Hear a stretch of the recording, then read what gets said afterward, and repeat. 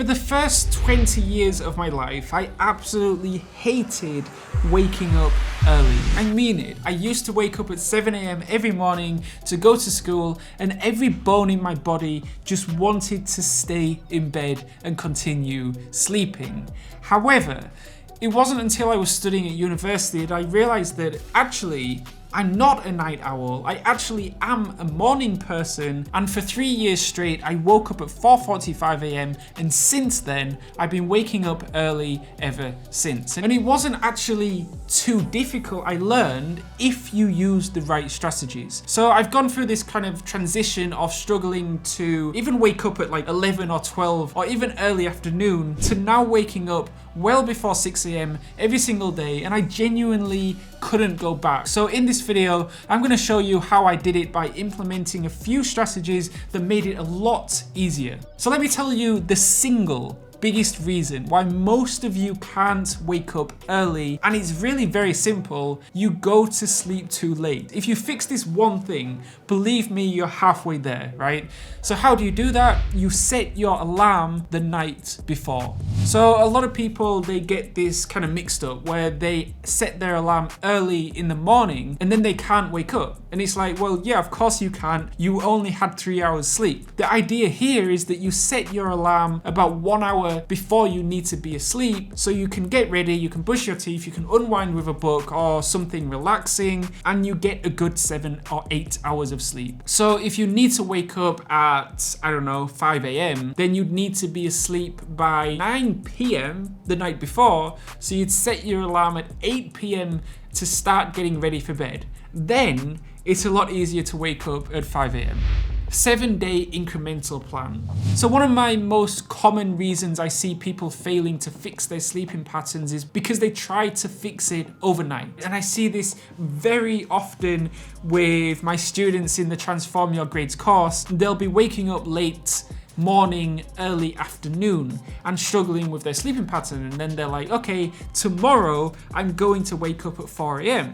And it's like, yeah, that's going to be very, very difficult. A more effective and kind of strategic approach, in my opinion, would be to gradually work towards that 4 a.m. goal, right? So on Monday, you might wake up at 9 a.m. Then on Tuesday, 8 a.m., Wednesday, 7 a.m., and so on. So the students in the course that take that approach, I've seen are far more successful in fixing their sleeping pattern.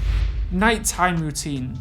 So one of the biggest things for me in terms of being able to fall asleep early is reading. I've noticed if I'm watching YouTube videos, then I can be lying in bed for more than an hour and just struggling to fall asleep basically. However, if I'm reading, I fall asleep a lot faster. I'd say about 90% of the reading on my iPad mini as opposed to physical books, just because of the sheer convenience. The fact that I can have literally thousands of books stored on a tiny device, and you can turn on night shift mode, which according to Apple automatically adjusts the colors of your display to the warmer end of the spectrum, making the display easier on your eyes. And I feel that does help a lot in terms of reading just before going to bed with not straining my eyes. It doesn't take me long to fall asleep when reading with my iPad mini, usually 15 minutes maximum. In terms of reading ebooks and audiobooks and just kind of self-education in general, getting my iPad mini about a year ago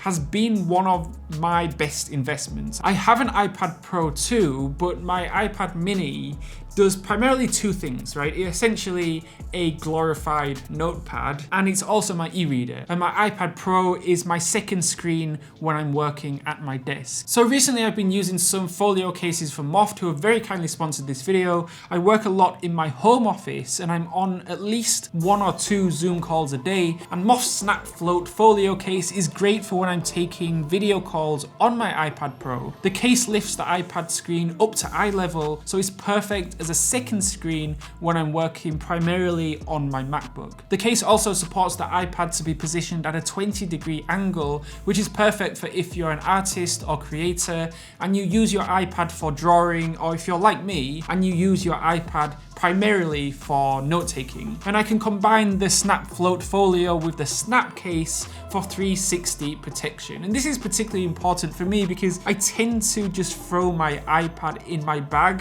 when I go to my work office or I go to a coffee shop. I don't generally bother with putting the iPad in a sleeve, so this Snap Case is great for making sure it just doesn't get all scratched up in my bag, because at the end of the day, iPads are very expensive. And I will say, I do love the origami inspired design language that MOFT have used. It's really kind of intuitive, and it's just nice to see a company creating products that are a little bit different to what's currently on the market.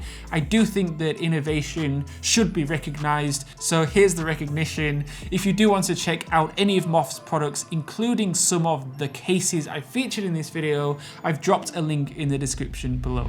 The unreachable alarm clock. So if I go through any period of time where I can't wake up early, this is my go-to hack. It's super simple. I have my phone alarm that wakes me up as normal, but I'll also put a second alarm clock on the other side of the room about 15 minutes after my main phone alarm, meaning I'm not going to hit the snooze button on my phone alarm because I have to get up out of bed to cancel the second alarm clock. And once I get out of bed, it's like, well, that's the hardest part, right, of waking up early, and you've just done it, so you might as well start getting ready for the day anyway. So for me, having a good sleeping pattern, meaning I wake up and go to sleep at the same time every day, is an absolutely fundamental pillar to being productive and just overall success in life, really. It's like you can implement all the productivity strategies and techniques into your life, but it's all kind of irrelevant if you don't have a good sleeping pattern. So if you're looking to kind of turn your life around, starting with your sleeping pattern is a good first move. Your second move, watch my video on how to make 2023 your best year yet. I go through how I'm planning on having an amazing 2023 year and my step-by-step process on how I'm mapping everything out. You can click on the card on the screen to watch that. Alternatively, I made another video on how to beat your procrastination addiction the easy way. Again, you can click on the card on the screen to watch that. And do check out this video sponsor, MOFT. They make some amazing products. I'll link them up in the description also.